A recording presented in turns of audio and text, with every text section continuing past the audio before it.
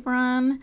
It has been a hot minute since we've had our last speed build, but this one is finally coming out after many months of not wanting to ever finish this. I managed to finish it, and with many personal things coming up in my life, I thought this was a good time to put it out there and get it over with.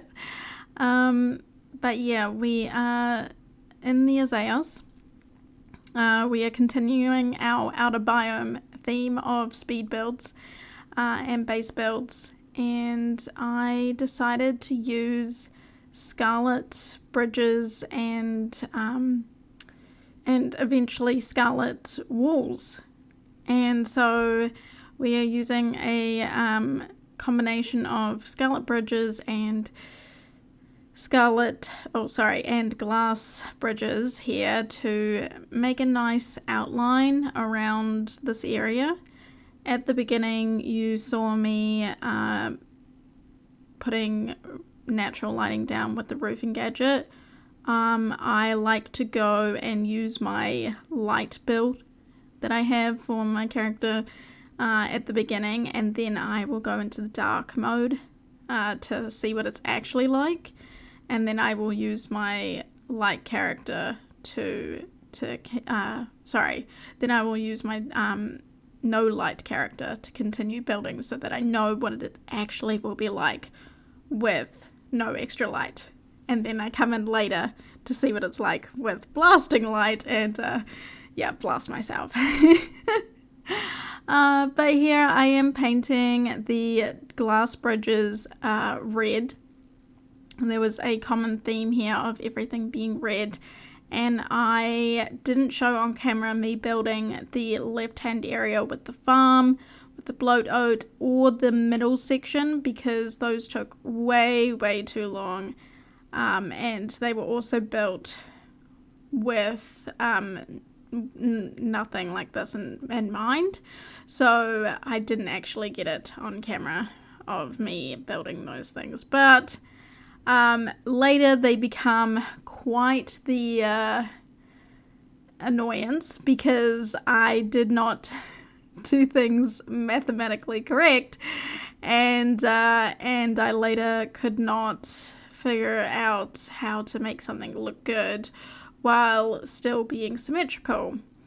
And we realized that I should really think things out before I actually do them.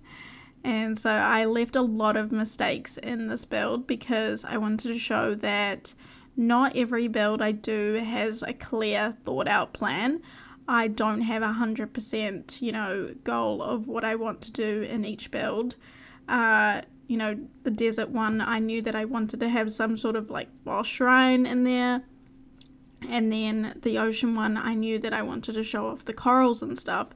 But there's no, especially in this one, there was no set goal. All I knew is that I had the little gravesite thing on the left there, and then also that I had that middle part with the glow tulips and the two trees in the middle.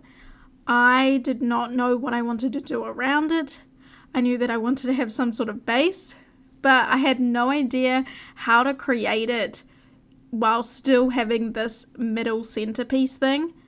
And I went through so many ideas.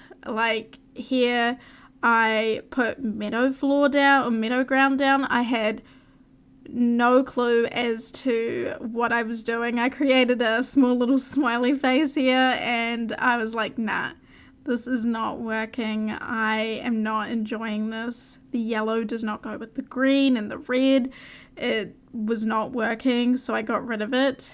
Before, you saw me try mold walls as well. I really had no idea what I was doing, and it was all very much trial and error. And majority of these coral and trees that I'm putting in the water, you don't even see them later, but it's just to give that effect for now so that I can get a feel for the for the environment of what I'm going for. But placing this tent down really helped, because I kind of I already had all the grasshoppers and the critters and the butterflies and everything down, and it was already feeling like the Azeos, but having this tent just kind of helped pull in the picture of, this is a base. Someone is going to be living here. And I also want to say the tent is such a poo in the fact that you'll see later the AoE of it is quite weird. You'll put it down and you won't be able to place something that was originally there and you were able to place it before. It's very weird. It did that with the flower, and later it'll do that with I think another flower as well. So it's really quite interesting, but I wanted to make the area look as natural as possible, and that tent really helped bring it all together, as well as those overgrown boxes as well.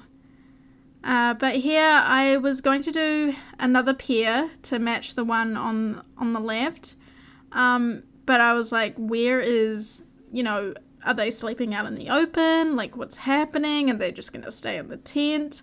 I had no clue how I was going to start creating a space for people. So I started building this section, and I was like, it's really thin. How is this going to work? But I started where I could. And this was at, obviously, as you can see, this was during the Valentine's event and just after the Lunar New Year event came out, because we've got those lanterns. But I really wanted to try use, I wanted it to take up the space, but I didn't want it to encroach on the middle section. I didn't want to completely take over the scenery, and so it was a really hard line between creating a space for, a base for someone, but at the same time giving back to that inner area, that inner sanctum. And it was quite frustrating. I used the thin glass walls at the back because when you put other walls next to fence pieces, then they will hook onto it, and you'll see this later, and I absolutely hate it. But then if you put thin glass walls, then they don't act that way. They just kind of, sit side by side each other and don't really interact. So I used the glass at the back, as well as I thought it was quite a nice thing to be able to see the boardwalk, as well as see the naturalness of the nature outside, and eventually the cattle that we put in there too that will be chilling on the boardwalk. So yeah, I liked the way that the thin glass pieces looked at the back, so I thought I'd try and do something similar at the front, but it was latching onto the wall, so it looked like an extension of the wall instead of just its own sort of thing. So yeah, I kept it separate and just kept the lights there as the front. We do put some pillars at the front there instead of the glass pieces, so I will be putting that there, but we did have to remove that wall there because when I put the glass, it was connecting instead of being separate how I wanted it to be, so I removed the glass piece and put the scarlet wall there. But here is first mistake I think is happening here, is I wanted to connect everything up. We removed these walls and put them here, and as you can see, the fences are now connecting to the wall, which I will eventually despise later. I just wanted a hallway that wasn't as squished, and we later then also in a minute here come into the problem of not having a double door.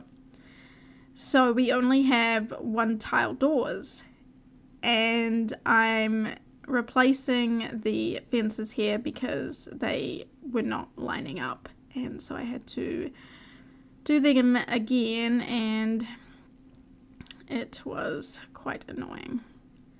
And I will eventually do this again where I remove that area, but you'd think, oh, this is where it fixes itself. No, it doesn't. It definitely doesn't, because we continue on this path of continuance of destruction. But I put a thin glass wall there because you can't really tell that it's there, and then I put the door there, and it's like, oh, you've got a nice little glass panel there, and it's so cute. And then I thought, why am I not using the scarlet door, because scarlet door is red and it would go so well here. Why am I using the iron door? So it really peeved me off that we don't have any double doors, and I know a lot of people feel the same, that we don't have any double doors, but I tried to make it look good, but we do revert it because it's just so bad. I hate looking at it. I don't know how I continue to do it, to keep on going with it, but it was just atrocious. I'm putting the pillars here, and I do try the red color, but it was obviously too much red, so we went to the black, and the black looked nice, so yeah. And we're putting down one of my favorite decorative pieces, which is the daisy flooring. It makes any floor just look so nice. And I put the daisy flooring underneath the grave, which, by the way, that is the bug that has peeved me off for so long, is the fact that you cannot rotate your grave. And when you're holding it in your hand, you can rotate it around. However, when you place it down, it looks like that. And it is so annoying, and it peeved me off so much that I didn't want to edit anymore. And so here I am removing everything and putting everything down, and putting the gates back down, removing that horrible glass piece of a single door, and and we're returning back to how it was. And I accepted that it was just gonna be a single door, because having that glass piece was not fun. But I do enjoy the pillars at the front and the breaking up of the area, and it got a lot easier to look at. And here you can see that I couldn't put the bridge, like the fence down, like it just would not let me. But as soon as I removed the tent and then put the fence down, I don't know why I keep trying to say bridge, but keep trying to put the fence down and then put the tent back, it just peeved me. But yeah, we put these doors here. So I put 2 there because I really wanted some like little pathway in between, and I used the green woven mats. You can actually find them in the Azeos. There is a scene with these woven mats. So but here, this was pre dev patch notes where they told us that you couldn't put your any decorative items on thin glass walls, which I think is a bummer, because I want to use, like, I use thin glass walls for, as walls. I don't use them, I use them as windows, obviously. We've seen me use them as windows. But I just want to be able to put my decorative lights on them, I just want to put them in the middle of two walls or at the back of one main wall and put my decorative lights there. But no, apparently it is a bug. And you shouldn't be able to put the decorative lights there, which, missing out on a big opportunity.